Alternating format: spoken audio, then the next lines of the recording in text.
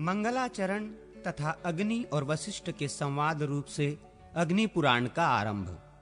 लक्ष्मी, सरस्वती, पार्वती, गणेश, कार्तिकेय, महादेव जी, ब्रह्मा, अग्नि, इंद्र आदि देवताओं तथा भगवान वासुदेव को मैं नमस्कार करता हूँ।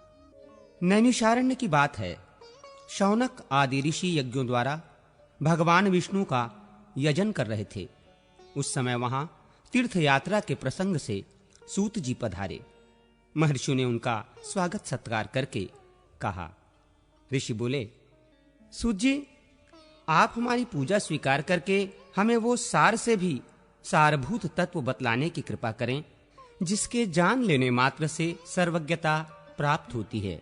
सूत जी ने कहा, ऋषियों, भगवान विष्णु ही सार से भी सार तत्व हैं। वे सृष्टि और पालन आदि के कर्ता और सर्वत्र व्यापक हैं। वो विष्णु स्वरूप ब्रह्म मैं ही हूँ। इस प्रकार उन्हें जान लेने पर सर्वज्ञता प्राप्त हो जाती है। ब्रह्म दो स्वरूप जानने के योग्य हैं, शब्द ब्रह्म और पर ब्रह्म। दो विद्याएं भी जानने के योग्य हैं, अपरा विद्या और पराविद्या। ये अथर्व वेद की श्रुति का कथन है। एक समय की बात है, मैं, शुकदेव जी तथा पैल आदि ऋषि बद्रिकाश्रम को गए और वहां व्यास जी को नमस्कार करके हमने प्रश्न किया। तब उन्होंने हमें सार तत्व का उपदेश देना आरंभ किया। व्यास जी बोले, सुत, तुम शुक आदि साथ सुनो। एक समय मुनियों के साथ मैंने महर्षि वशिष्ठ से सारभूत परात्पर ब्रह्म के विषय में पूछा था। उस समय उन्होंने मुझे जैसा उपदेश दिया था वही तुम्हें बतला रहा हूं। वशिष्ठ जी ने कहा, व्यास, मैं सर्वांतर्यामी ब्रह्म के दो स्वरूप हैं, मैं उन्हें बताता हूं, सुनो। पूर्व काल में ऋषि मुनि तथा देवताओं सहित मुझसे अग्निदेव ने इस विषय में जैसा जो कुछ भी कहा था वही मैं तुम्हें बता रहा हूं। अग्नि पुराण सर्वोत्कृष्ट है। इसका एक एक अक्षर ब्रह्म विद्या है, अतएव यह परम ब्रह्म स्वरूप है। ऋग्वेद आदि संपूर्ण वेद शास्त्र अपर ब्रह्म है। पर ब्रह्म स्वरूप अग्नि पुराण संपूर्ण देवताओं के लिए परम सुखद है। अग्नि देव द्वारा जिसका कथन हुआ है वो आग्नेय पुराण वेदों के सर्वतुल्य सर्वमान्य है। ये पवित्र पुराण अपने पाठकों और श्रोताजनों को भोग तथा मोक्ष प्रदान करने वाला है। भगवान विष्णु ही कालाग्नि रूप से विराजमान हैं। वे ही ज्योतिर्मय परात्पर पर ब्रह्म हैं। ज्ञान योग तथा कर्म योग द्वारा उन्हीं का पूजन होता है। एक दिन उन विष्णु स्वरूप अग्निदेव से मुनियों सहित मैंने इस प्रकार प्रश्न किया। वशिष्ठ जी ने पूछा, अग्निदेव, संसार सागर से पार लगाने के लिए नौका रूप परमेश्वर ब्रह्म के स्वरूप का वर्णन कीजिए और संपूर्ण विद्याओं के सारभूत उस विद्या का उपदेश दीजिए जिसे जानकर मनुष्य सर्वज्ञ हो जाता है। अग्निदेव बोले, वशिष्ठ, मैं ही विष्णु हूं। मैं ही कालाग्नि रुद्र कहलाता हूं। मैं तुम्हें संपूर्ण विद्याओं की सारभूत अविद्या का उपदेश देता हूं जिसे अग्नि पुराण कहते हैं। वही सब विद्याओं का सार है। वो परम ब्रह्म स्वरूप है। सर्वमय एवं सर्व कारण भूत ब्रह्म उससे भिन्न नहीं है। उसमें सर्ग, प्रतिसर्ग, वंश, मनवंतर, वंशानुचरित आदि का तथा मत्स्य कूर्म आदि रूप धारण करने वाले भगवान का वर्णन है। ब्रह्मन, भगवान विष्णु की स्वरूप भूता दो विद्याएं हैं, एक परा और दूसरी अपरा। ऋक्, यजुः, साम और अथर्व नामक वेद, वेद के छहों अंग, शिक्षा, कल्प, व्याकरण, निरुक्त, ज्योतिष और छंद शास्त्र तथा मीमांसा, धर्मशास्त्र, पुराण, न्याय, वैदिक, आयुर्वेद, गांधार्व वेद, संगीत, धनुर्वेद और अर्थशास्त्र, ये सब अपरा विद्या हैं।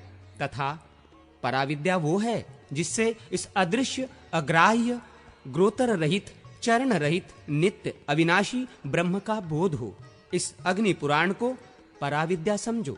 पूर्व काल में भगवान विष्णु ने मुझसे तथा ब्रह्मा जी ने देवताओं से जिस प्रकार वर्णन किया था उसी प्रकार मैं भी तुमसे मत्स्य आदि अवतार धारण करने वाले जगत कारण भूत परमेश्वर का प्रतिपादन करूंगा।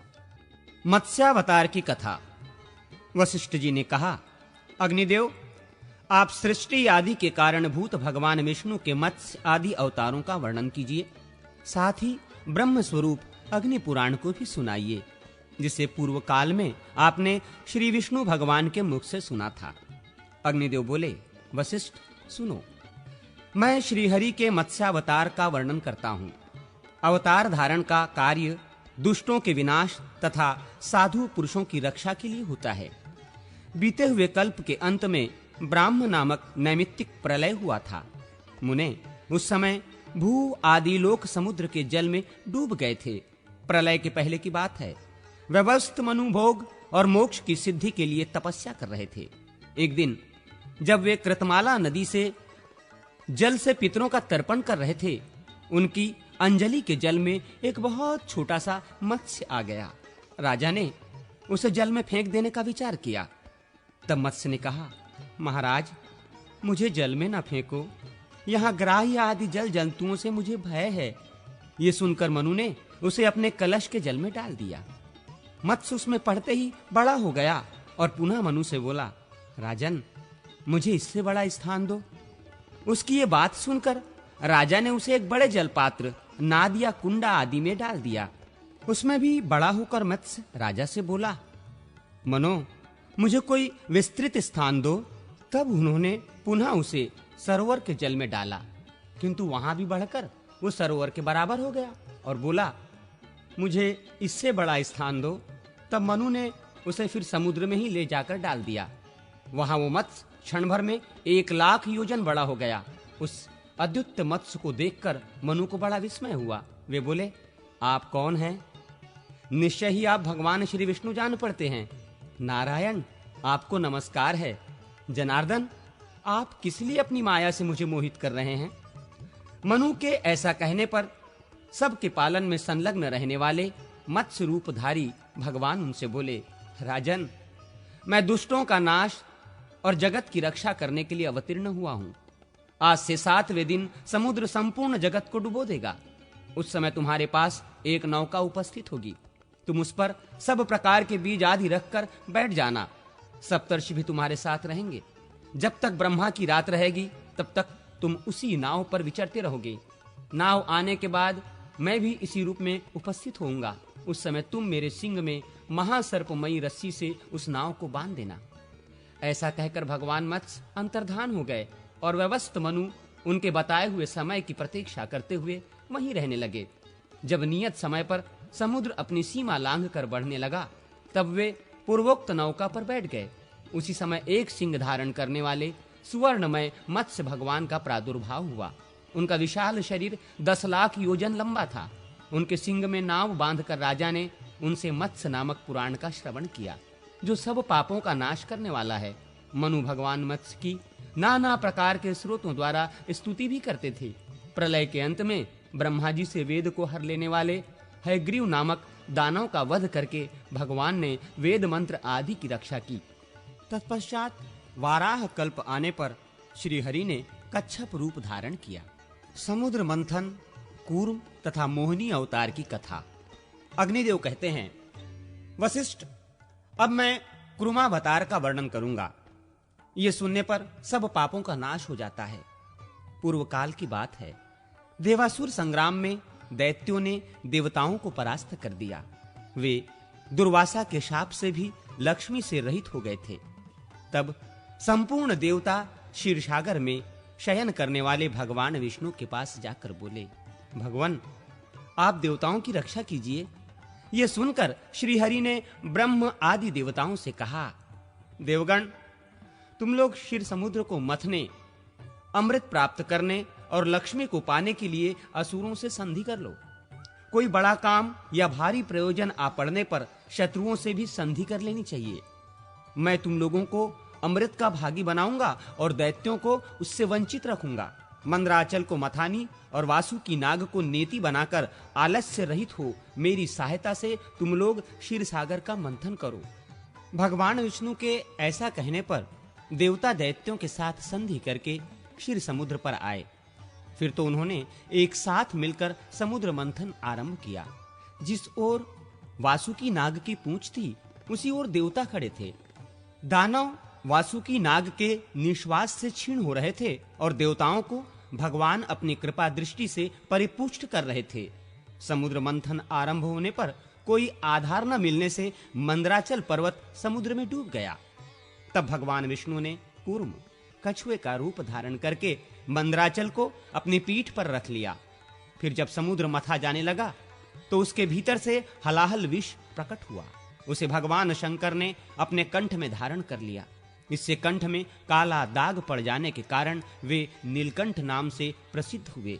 तत्पश्चात समुद्र से वारुणी देवी, पारिजात वृक्ष, कौस्तुभ मणि, गौवें तथा दिव्य अप्सराएं प्रकट हुई।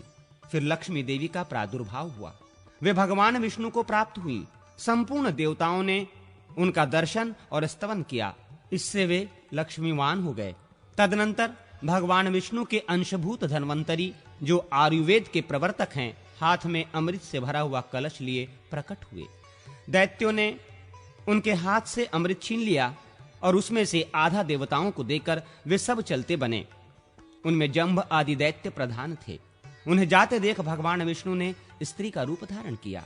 उस रूपवती स्त्री को देखकर दैत्य मोहित हो गए और बोले, सुमुखी, तुम हमारी भार्या हो जाओ और ये अमृत लेकर हमें पिलाओ।